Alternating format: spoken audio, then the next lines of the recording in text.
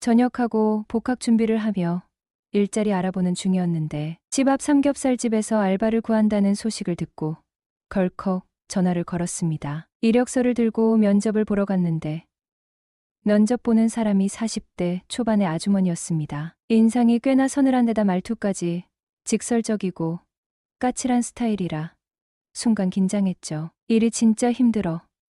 버틸 수 있겠어? 언제까지 할 거야? 솔직하게 복학 준비 때문에 3개월 정도만 일할 수 있다고 말씀드렸더니 그녀가 눈을 가늘게 뜨고 저를 훑어봤습니다. 이때다 싶어 군 입대 전 비슷한 알바 경험이 있다고 어필했더니 다행히 마음에 드셨는지 내일부터 나와라는 말로 면접을 마무리하셨습니다. 그렇게 삼겹살집 알바를 시작하게 됐습니다. 여긴 단순한 고깃집이 아니라 꽤 규모가 큰 숙성 삼겹 전문점이더라고요. 주방에서 일하는 분 3명, 고기 손질 담당 아저씨 1명, 서빙 아줌마와 알바생 6명, 거기에 사장님과 카운터 보는 박 실장까지 해서 총 12명. 꽤 바쁘게 돌아가는 대형 식당이었어요. 사장님은 50대 후반의 여사장님이셨는데 카운터 보는 박 실장은 사장님의 큰딸이었습니다. 그녀는 6개월 전에 이혼한 돌싱으로 이혼 후 어머니의 식당에서 카운터를 맡고 있다가 제가 보기에는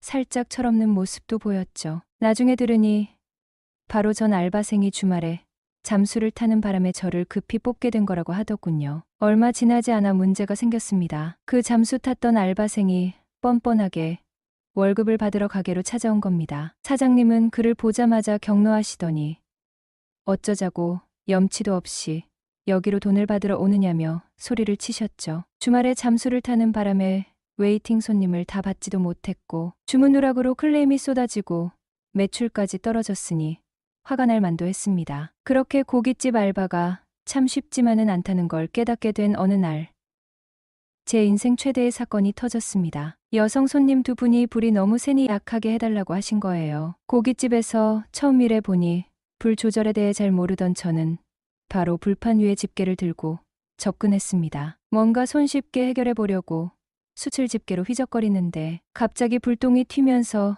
여성 손님 패딩에 구멍이 난 거죠. 그때 박 실장이 나타났습니다. 언제 봤는지 귀신같이 달려오더니 바로 죄송합니다라며 고기값을 받지 않겠다고 하시더군요. 다행히 손님이 너그러운 분이라 크게 화내지 않고 넘어가 주셨지만 그 상황이 얼마나 아찔했던지 박 실장이 아니었으면 어땠을지 상상하기도 싫었습니다. 그 일이 있은 후 박 실장에게 언제 한번 신세 갚겠다고 말씀드렸습니다. 나름 무뚝뚝하고 까칠해 보이던 그녀가 어찌나 든든해 보였는지 모릅니다. 어느 날 박 실장이 쉬는 날 뭐 하냐고 물어보더군요. 그냥 집에서 쉬지 뭐.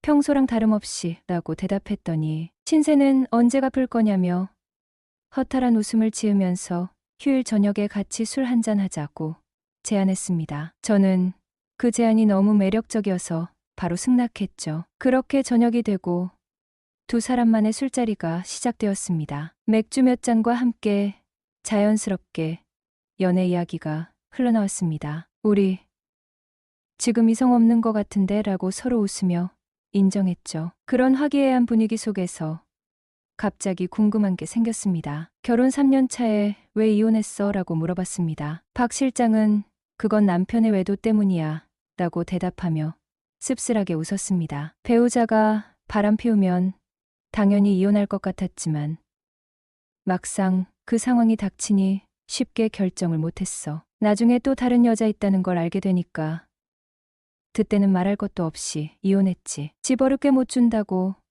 결국 또 이런 일 당할 줄 몰랐어 라고 덧붙이며 자신의 이야기를 털어놓는 모습이 더 이상 슬프지 않게 느껴졌습니다. 이혼 후에 혼자 산다고 하면 정신 나간 남자들이 쉽게 보고 들러붙는 경우도 있더라고. 그래서 이젠 쉬쉬하게 지내려고 해 라고 말했습니다. 그런 대화를 나누다 보니 서로의 마음이 더 가까워지는 듯했습니다. 술이 꽤 들어가면서 완전 꽐라 직전에 그녀를 부축해 집까지 데려다 주었습니다. 맨정신에는 별로 모르겠던 그녀의 모습이 술이 들어가니까 왜 이렇게 달라 보이는지 모르겠더군요. 남자는 다 똑같다는 말이 떠오르면서도 그 순간에 그녀는 귀엽고 사랑스러워 보였습니다. 박 실장은 술만 마시면 성격이 180도 변하더군요. 애교도 많아지고 평소에 그 강단 있는 모습은 사라지고 여성스러움이 물씬 풍겼죠. 하지만 문제는 술을 한 번 마시면 몸을 못 가눌 정도로 마시는 바람에 필름이 끊기기도 여러 번이었습니다. 나중에 알고 보니 마음에 드는 남자가 있을 때만 그렇게 변하는 거였죠. 집까지 무사히 데려다 주고 나니 각 실자가 고마워라며 카톡이 왔습니다. 그래서 다음엔 또 술 먹고 진상짓하면 무사히 넘어가지 않을 거라고 답했죠. 무사히 안 넘어가면 어쩔 건데라는 그녀의 답변이 제 마음을 간지리게 했습니다. 궁금하면 또 그래 보세요. 그때 보면 알겠죠? 라는 메시지를 보내며 저도 모르게 미소를 지었습니다. 그녀와의 술자리에서의 이야기는 점점 더 재밌어졌고 앞으로 어떤 관계로 발전할지에 대한 기대감이 부풀어 오르기 시작했습니다. 과연 그녀와의 관계가 어디까지 이어질지 그건 이제부터가 시작이었습니다. 다음 휴일 우리는 또다시 술자리를 가졌습니다. 술잔을 기울이면서 대화는 점점 더 깊어지고 서로의 숨겨진 면모를 알아가는 재미에 빠져들었습니다. 그러던 중 박 실장이 나를 힐끔 쳐다보며 물었습니다. 너 경험 많이 없지? 혹시 모태솔로 아냐? 나는 웃음을 지으며 대답했죠. 이래봐도 연애 많이 해봤어요. 그리고 경험도 많고요. 하지만 박 실장은 여전히 의심 가득한 눈빛으로 말만 들어봐서 잘 모르겠네라고 반응했습니다. 순간 내가 자존심이 세다는 걸 아는 그녀가 이렇게 건드린 건가 싶었고 살짝 발끈하게 되더군요. 그럼 저랑 연애라도 한번 해보시던가요? 라고 자신도 모르게 도발적인 말을 내뱉었습니다. 그러자 박 실장이 쫄깃한 미소를 지으며 감당할 수 있겠어?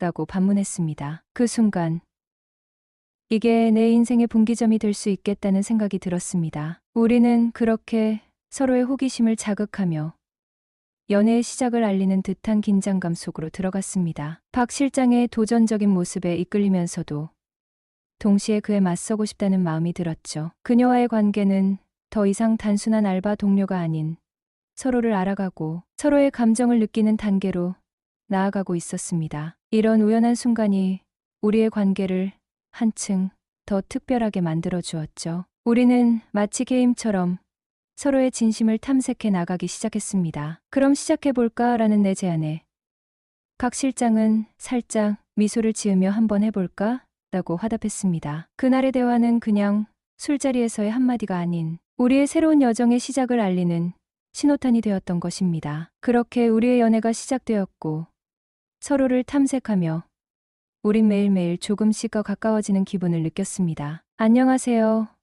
26세의 미혼남이고 41세의 돌싱녀와 연애 중입니다. 처음에는 평범한 누나, 동생 사이였던 그녀를 힘든 모습으로 발견하고 위로해 주었죠. 그 후로 자주 만나며 그녀의 고민을 들어주고 조언도 하다 보니 짧은 시간에 서로 가까워졌습니다. 그녀는 자존감이 많이 떨어진 상태였고 저는 그녀를 응원하고 기운을 주기 위해 최선을 다했습니다. 평소 친구들과는 진지한 얘기를 잘 나누지 않는 저였지만 그녀와는 성격이 비슷하다는 것을 느끼며 서로의 고민을 털어놓게 되었습니다. 그 과정에서 자연스럽게 사적인 감정이 생겼고 결국 우리는 사귀게 되었습니다. 하지만 제가 올인하는 스타일인지라 질투심이 생기기 시작했습니다. 복학 때문에 일을 그만둔 후 그녀가 고기 손질하는 아저씨와 친해지는 모습을 보게 되었고 그 아저씨 역시 돌싱이었습니다. 연락이 잘 되지 않는 순간들이 잦아지면서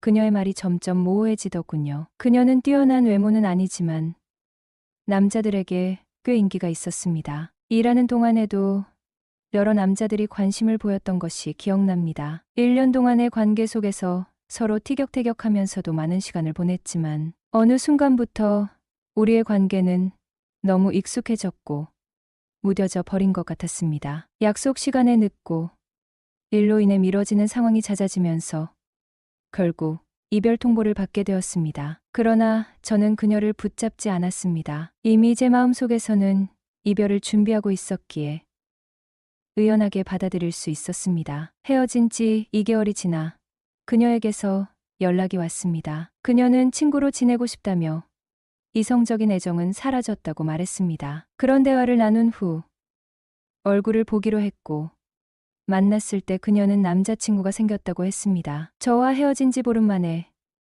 이전에 알고 지내던 오빠와 사귀게 되었다고 하더군요. 그녀는 사람은 사람으로 있는 것이라며 그 오빠가 자신을 잊게 해주려고 했다고 설명했습니다. 그렇게 우린 쿨하게 헤어지게 되었죠. 여자친구와 헤어진 지 6개월이 지났습니다. 저는 외로움을 많이 타는 편이라 그런지 그녀에게 의존했던 게 큰 영향을 미쳤던 것 같아요. 이 관계가 끝나면서 친구들과도 멀어졌고, 그게 제게는 정말 힘든 일이었습니다. 헤어지고 난 뒤 매일 그녀에게 전화를 걸곤 했습니다. 차단이 되어 있기도 한데도 습관처럼 전화를 하게 되더군요. 이런 행동이 바보 같은 일임을 알지만 이게 계속 반복되고 있어요. 제가 그녀를 못 잊고 있는 건 분명한 것 같습니다. 이런 집착은 건강한 관계가 아닐 뿐더러 저 자신을 더욱 힘들게 하고 있다는 사실을 잘 알고 있습니다. 저는 이 상황에서 벗어나고 싶지만 마음이 그리 쉽게 따라주지 않네요. 매일 그녀의 목소리를 듣고 싶은 마음은 결국 저를 더 외롭게 만들고 있습니다. 이런 감정의 굴레에서 벗어나기 위해서는 제 자신을 돌보고 새로운 관계를 맺는 것이 필요하다는 걸 깨달았습니다. 앞으로는 그녀에게 의존하지 않고 저를 위해 노력하는 시간을 가져야겠다는